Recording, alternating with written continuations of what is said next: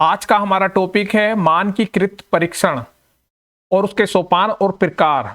ये टॉपिक जो सभी प्रकार के आपके टेट हैं, UP TET, super TET, REET, इसके अलावा डीएलएड में और बीएड और एमएड में, बीएड और एमएड के फर्स्ट ईयर सेकेंड ईयर में कहीं ना कहीं ये टॉपिक पूछ लिया जाता है आपसे, मानकीकृत परीक्षण के सोपान और प्रकार।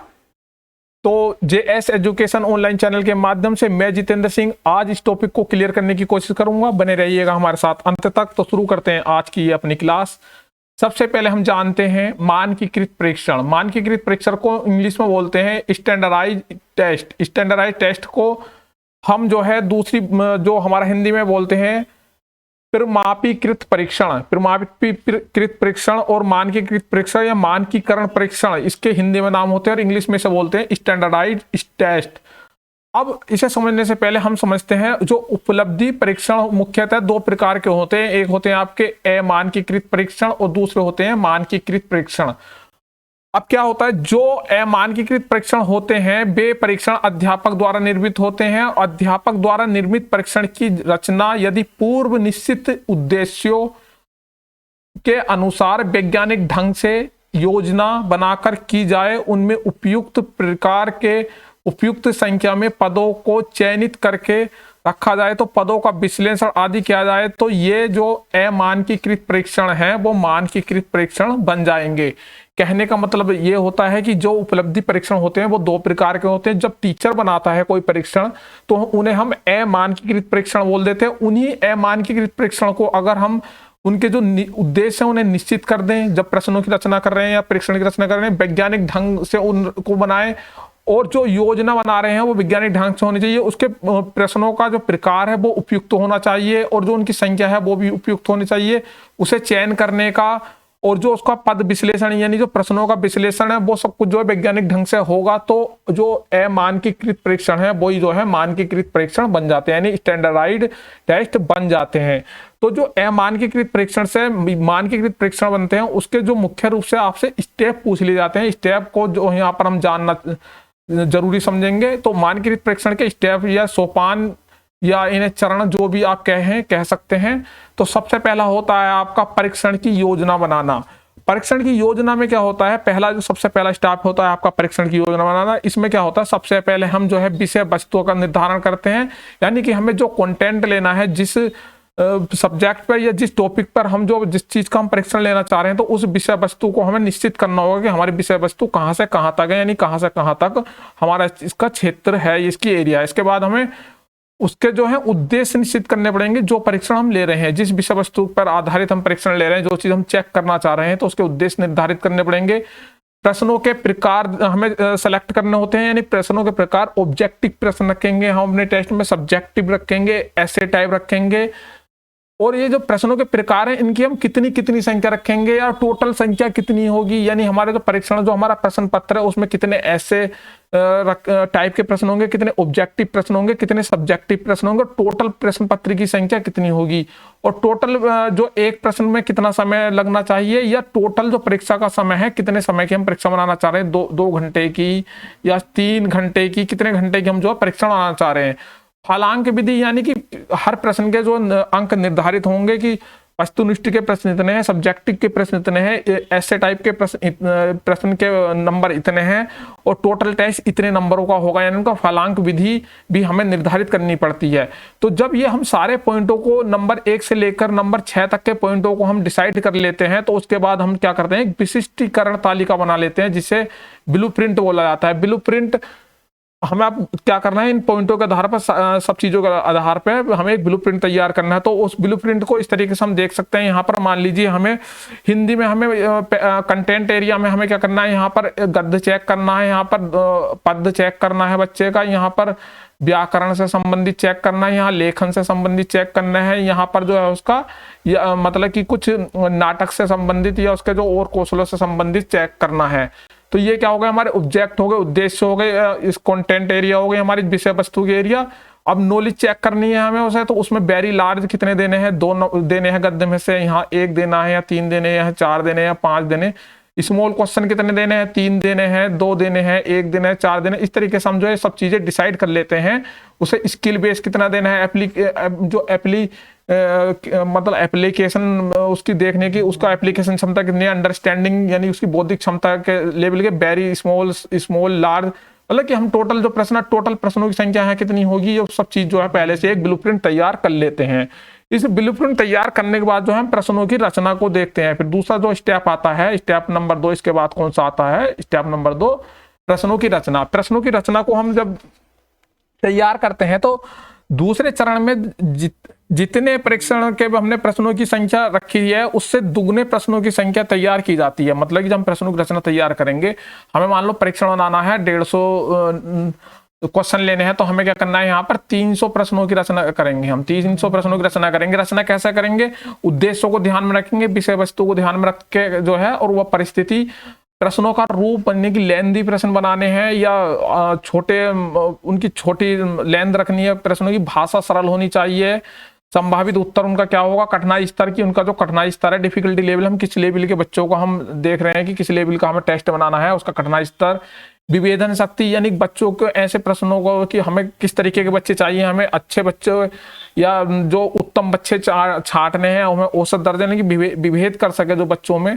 और जो यहाँ पर जो प्रश्नों की रचना में जो है मुख्य पॉइंट एक और होता है, परीक्षण जो निर्माण, मतलब जो बनाने वाला है उसका कौशल भी जो है बहुत महत्वपूर्ण योगदान देता है। तो इन सब पॉइंटों के आधार पर हम प्रश्नों की रचना कर लेते हैं, और इन प्रश्नों की रचना के बाद जो अगला सोपान आता है आपका प्रश्नों का चयन। अब प्रश्नों का चयन का जो है मुख्य जो है, इसे जो प्रश्नों के चयन को जो है तीसरे चरण के अंतर्गत आता है, और इसको जो है हम ट्राई आउट स्टेज के नाम से भी जानते हैं। ट्राई आउट स्टेज में जो क्या होता है, आपके 2 स्टेज होती हैं, एक होती है आपका प्री ट्राई स्टेज और एक होती है एक्चुअल ट्राई स्टेज।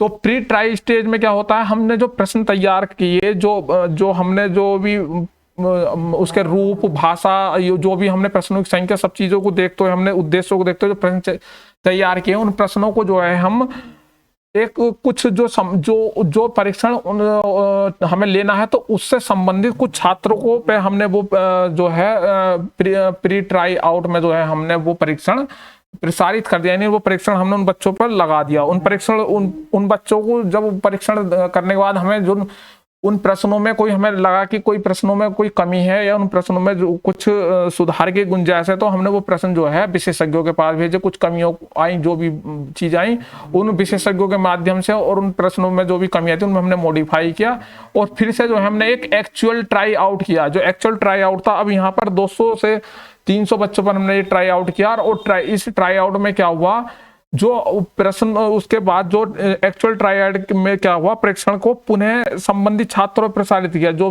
पहले छात्र तो उन्हीं पे ही प्रसारित कर दिया, या जिनके लिए टेस्ट बनाया जा रहा है, जिन बच्चों के लिए, चाहे वो कक्षा 10 के बच्चे हों, चाहे वो कक्षा 11 के बच्चे हों, या जो भी प्रश्न पत्र जिसके लिए भी बन रहा है, तो उससे संबंधित छात्रों पर प्रसारित किया गया।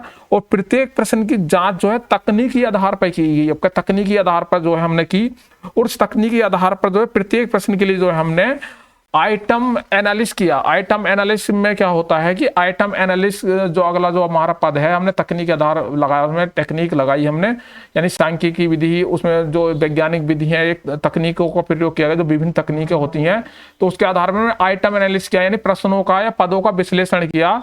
इसमें क्या हुआ कि आइटम एनालिसिस में प्रत्येक प्रश्न या पद का सांख्यिकी विधियों द्वारा पद विश्लेषण करके जो है हमने ये पता करा कि ये प्रश्न जो है, जो हमने उद्देश्य बनाए हैं, उन उद्देश्यों को पूरा कर रहे हैं, नहीं कर रहे हैं, और ये प्रश्न जो है चयन करने लायक है, यानी इनका चयन हम कर सकते हैं या नहीं है कर सकते।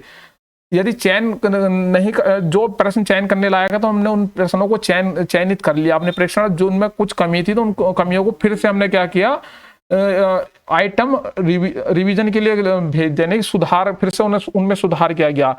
इसमें क्या होता है, पद विश्लेषण के बाद हमें पता चला कि कुछ प्रश्न तो हमारे सही थे, कुछ प्रश्नों में सुधार की जरूरत है।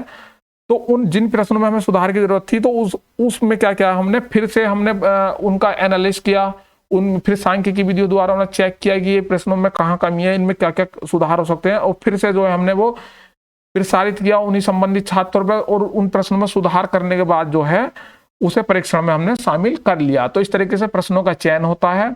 उन प्रश्नों के चयन के बाद जो सबसे लास्ट आपका जो स्टेप आता है, वो होता है परीक्षण का अंतिम प्रारूप तैयार करना। परीक्षण के अंतिम प्रारूप में क्या किया हमने, जो प्रश्न चयनित किए हमने पद विश्लेषण के माध्यम से, सांख्यिकी विधियों के माध्यम से, जो हमने सेलेक्ट किए उनकी कमियों को दूर कर करके, तो उन सब प्रश्नों का जब गहन अध्ययन करने के बाद, विशेषज्ञों की राय के बाद वो प्रश्न आगे आते हैं, तो उसको अंतिम प्रारूप में, यानी कि हम जो लास्ट जो फाइनल टेस्ट तैयार करते हैं, उस फाइनल टेस्ट में हम क्या देखते हैं कि परीक्षण की वैधता, विश्वसनीयता और मानक के सुनिश्चित होने के बाद परीक्षण विवरण पुस्तिका तैयार कर ली जाती है।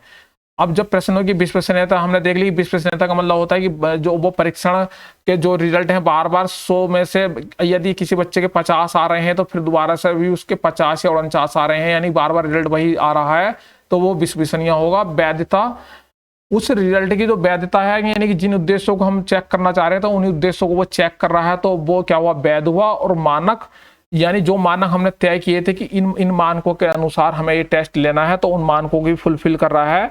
तो इन सब का क्या क्या है, हमने क्या किया, जब ये चीजें हमने अंतिम प्रारूप में शामिल किया, तो इनको जो है, इन सब चीजों को परीक्षण विवरण पुस्तिका में तैयार कर लिया। ये परीक्षण विवरण पुस्तिका जो होती है, इस चीज में जो है इन सब चीजों का वर्णन होता है। इसके साथ साथ जो हम इसमें एक चीज और ऐड कर देते हैं, वो तो है आपका फलांक।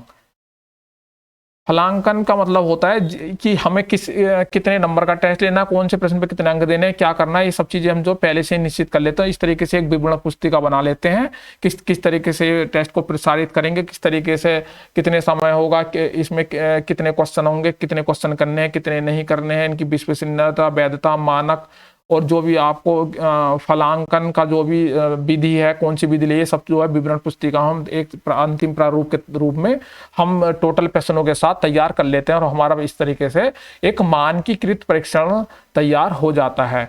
यानी कि एक अध्यापक ने बनाया कोई टेस्ट, नॉर्मली इसी किसी भी तरीके से पाठ्य पुस्तक से, तो वो एक तरीके से उसे अमानकीकृत, या उसे हम बोलेंगे अनस्टैंडर्डाइज्ड टेस्ट। और जो फिर इन सब विधियों, जब इन सब स्टेप से गुजर के टेस्ट निकल जाता है, तो उसे बोलते हैं मानकीकृत परीक्षण, यानी स्टैंडर्डाइज्ड टेस्ट।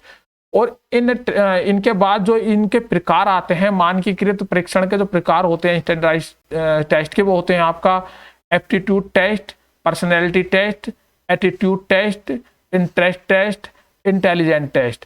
तो ये टेस्ट होते हैं, इनके प्रकार, मानकीकृत परीक्षण के इतने प्रकार होते हैं। इन प्रकारों की चर्चा अगली कक्षा में करेंगे। तब तक के लिए धन्यवाद, नमस्कार।